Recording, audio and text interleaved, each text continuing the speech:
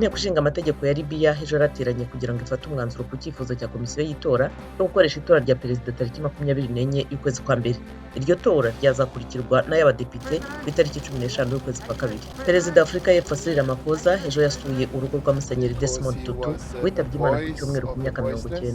Muri urwo ruzinduko Ramaphosa yavuze ko Tutu wabonye igihembo cy'amahoro Nobel yari ijwi ry'abatagira kivugira. Abakozi n'abayobozi b'amazu atunganya imirambo muri Afurika y'Epfo bihereje imihanda i Soweto basaba abaturage kwikingiza COVID-19. Perezida wa Senegal Macky Sall yatangije icyiciro cya mbere cy'umuhanda wa gari ya moshi izahuza Dakar n'umujyi mushya wa Diamniadio ho mu birometero 40 mu burasirazuba bw'umurwa mukuru. Ni umushinga ufite agaciro k'amadolari miliyari 1 na miliyoni 300 zirenga. Umuryango w'ubutabazi Sea Watch wavuze ko ubwato bwabo bwatabaye abimukira hafi 450 muri Mediterane muri operasiyo 5 mu mazi mpuzamahanga ku nkombe za Libya mu bihe bya Noheli. Ubwo bwato butegereje kubona aho bururukiriza hari umutekano.